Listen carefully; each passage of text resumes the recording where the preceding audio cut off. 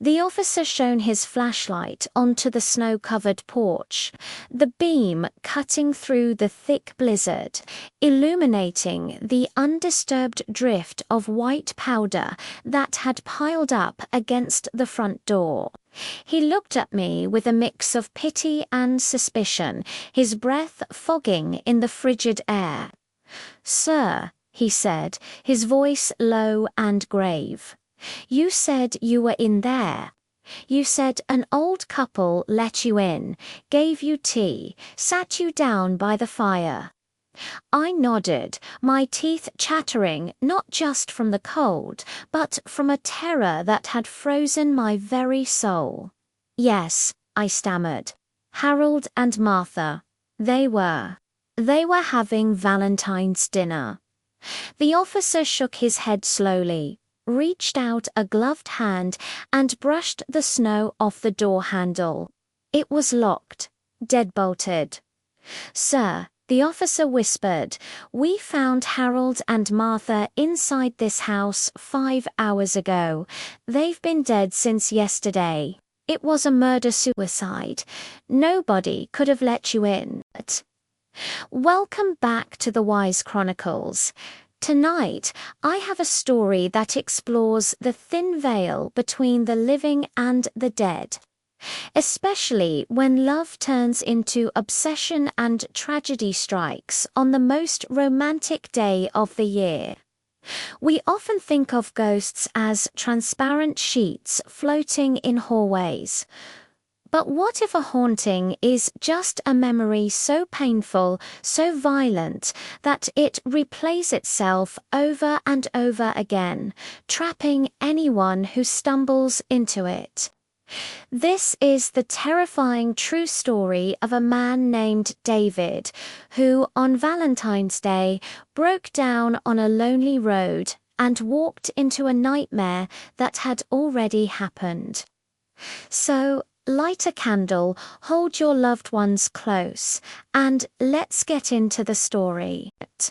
It was February 14th, Valentine's Day. David was a 35-year-old architect, a man grounded in logic and structure. He wasn't the type to believe in the supernatural. He was the type of guy who checked the weather forecast, kept emergency supplies in his trunk, and always had a plan. But nature doesn't care about plans. He was driving home to his wife, Sarah, with a bouquet of red roses on the passenger seat and a small velvet box in his pocket. He had taken a shortcut through the back roads of upstate New York, trying to beat the traffic, but he hadn't anticipated the blizzard. It started as a light flurry, romantic even, dusting the pines with white. But within an hour, it had turned into a whiteout. The wind howled like a banshee, shaking his sedan, and the visibility dropped to 0. David was crawling along at 10 miles an hour, his knuckles white on the steering wheel, when the car sputtered.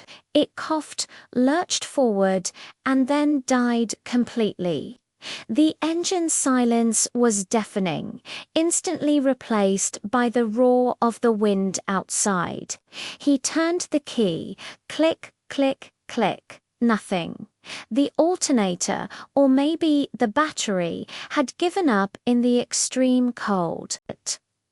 David sat there for 10 minutes, watching the temperature gauge drop.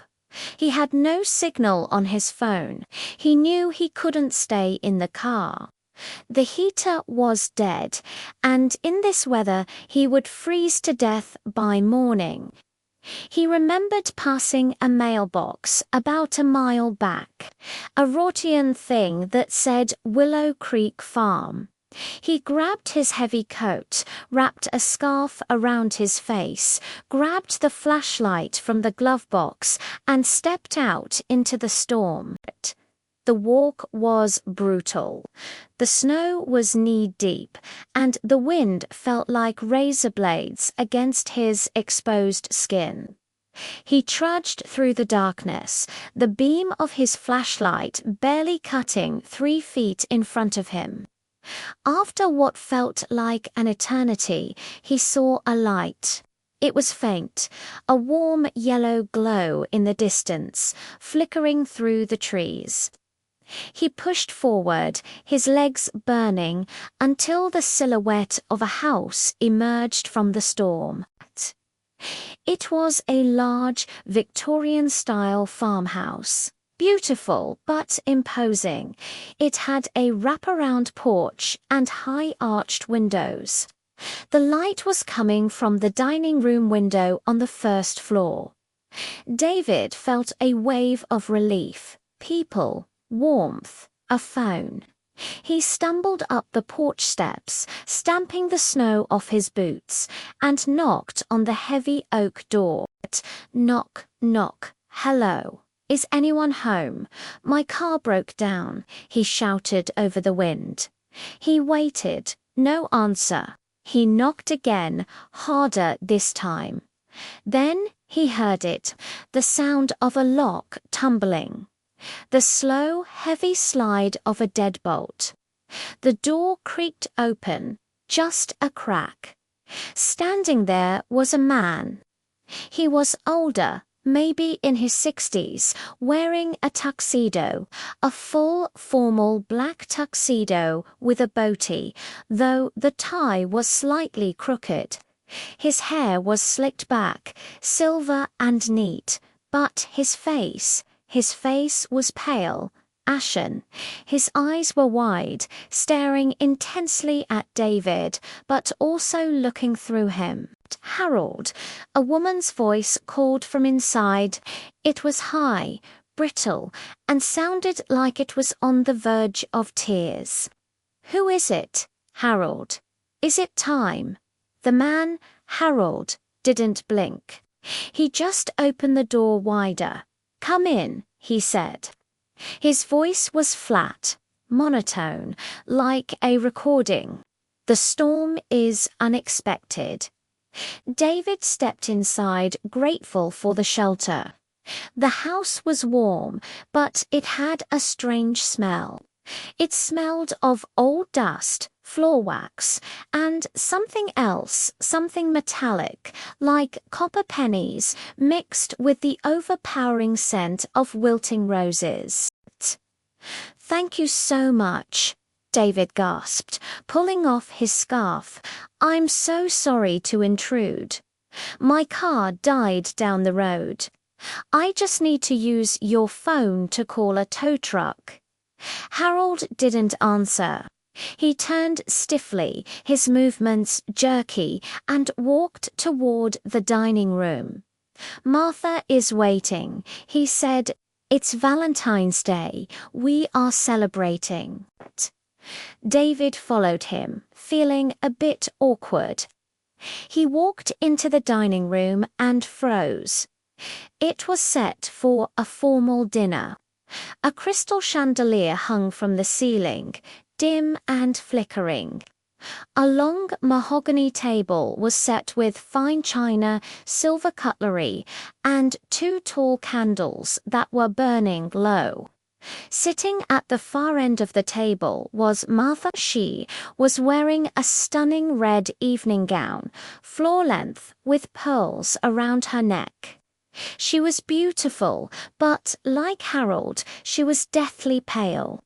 Her makeup was smudged around her eyes, as if she had been crying for hours. Oh, Martha said, looking up at David. Her eyes were red-rimmed. A guest. Harold didn't tell me we were having a guest. I would have set another place. No, please, I don't want to disturb your dinner, David said, raising his hands. I just need the phone. The lines are down, Harold said abruptly. He was standing behind his chair at the head of the table, gripping the wood so hard his knuckles were white. The storm cut the lines. Sit. Eat with us. It wasn't a request. It was a command. David felt a chill that had nothing to do with the blizzard outside. There was a tension in the room so thick it felt like physical pressure. He didn't want to anger these strange people, so he sat in the chair between them. He looked at the table. There was no food. The plates were empty. But Harold picked up his knife and fork and began to cut, scrape, scrape, the sound of the silver knife dragging across the empty porcelain plate was excruciating. Harold was cutting an invisible steak, lifting an invisible fork to his mouth, and chewing it. David looked at Martha.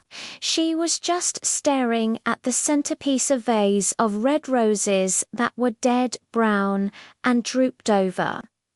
"It's a beautiful night, isn't it, Harold?" Martha whispered. Her voice trembled. "Do you remember our first Valentines?" "Eat your dinner, Martha," Harold said. His voice was getting deeper, angrier. "I made it just for you." "It's cold, Harold," she sobbed softly. "Everything is so cold." David sat there, his heart pounding. "They are crazy," he thought. "They have dementia or something." He looked around the room, trying to find an exit strategy. That's when he noticed the details. The wallpaper in the corner was peeling. The grandfather clock in the hall had stopped at exactly 7:14, and the cold, despite the fire in the grate, David could see his own breath misting in the air at the dinner table. I really should be going," David said, standing up. "My wife is waiting for me." At the mention of the word wife, Harold stopped cutting.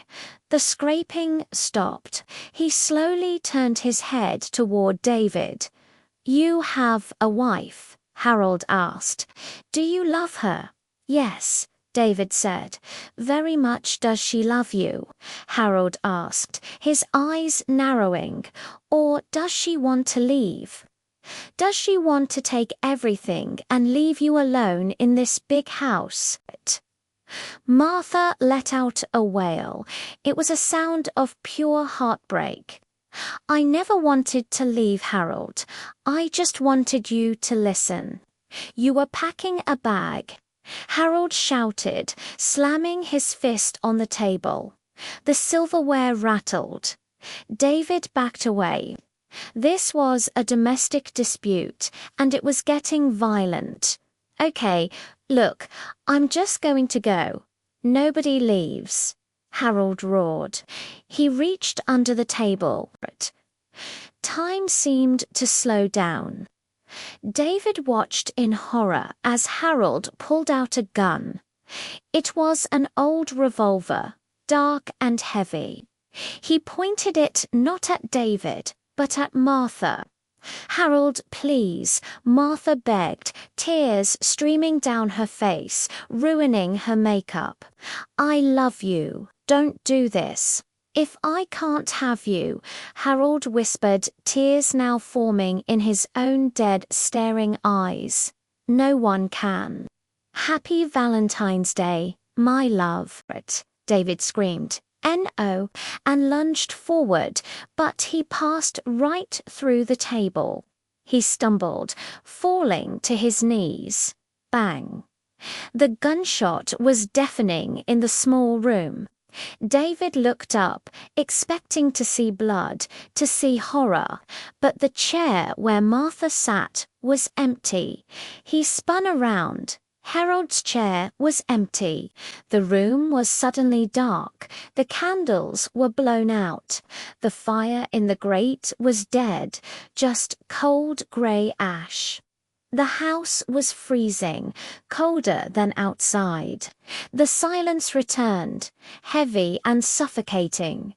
David scrambled to his feet, hyperventilating. Harold Martha. He clicked on his flashlight. The beam cut through the darkness. The dining room was covered in dust, thick grey dust that looked like it had been settling for years. The table was set, but the plates were cracked and covered in cobwebs. The silver was tarnished black. The roses in the vase were disintegrated, just dust stems. But on the floor, near Martha's chair, there was a dark stain, a stain that looked wet and fresh. And near the head of the table, another stain. David ran. He didn't care about the blizzard. He didn't care about the cold.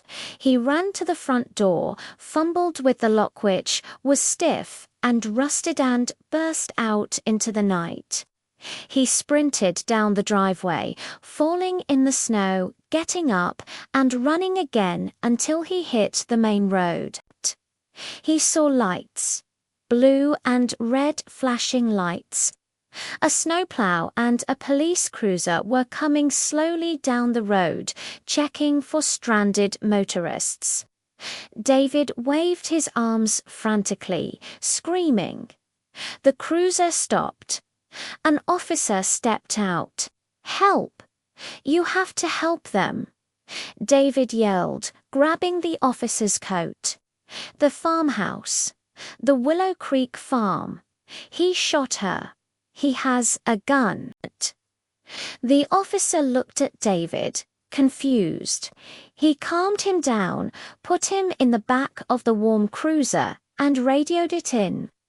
"Sir, slow down," the officer said. "Willow Creek Farm. That place has been abandoned for a decade." "No," David insisted. "I was just there. Harold and Martha. They were in a tuxedo and a red dress. He shot her." The officer's face went pale. He looked at his partner in the front seat. They exchanged a look of pure unease. "Sir," the officer said quietly, "we got a call yesterday, Valentine's Day morning. A wellness check." The mailman saw the door open. The officer turned around to face David. "We found 2 bodies inside. An elderly couple, Harold and Martha, deeply ill. It was a murder-suicide. The coroner estimated it happened the night before, on the 13th. Harold shot his wife at the dinner table and then turned the gun on himself." David felt the blood drain from his face. "Yesterday, but I just talked to them. He let me in. He locked the door." "That's impossible, sir," the officer said gently. "We processed the scene yesterday. The bodies were removed. The house was locked up and sealed with evidence tape. Nobody has been in there for 24 hours. And besides," the officer paused, looking out at the swirling snow. "When we found them, the heating had been off for days. They were frozen solid. There is no way they could have spoken to you." David looked back toward the woods. The faint yellow light he had seen earlier was gone. The house was just a dark, looming shadow against the night sky. He realized then that the metallic smell in the house wasn't just old pipes. It was blood. The cold wasn't just the weather. It was death. Harold and Martha were doomed to repeat that final, tragic dinner, and David had been the unwitting guest invited to witness the end of their love story. David eventually got home to his wife. He hugged her tighter than he ever had before. He never took that shortcut again. But every Valentine's Day, when he sees red roses, he doesn't think of romance. He thinks of a cold, dusty dining room, the scrape of a knife on an empty plate, and a man in a tuxedo whispering, "Nobody leaves."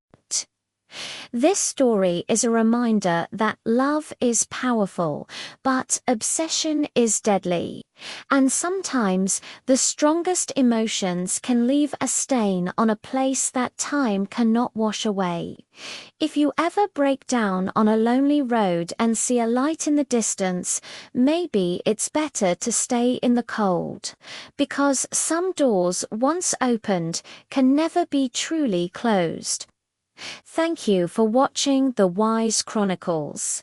Stay safe, hold your loved ones close, and never interrupt a dinner party in an abandoned house.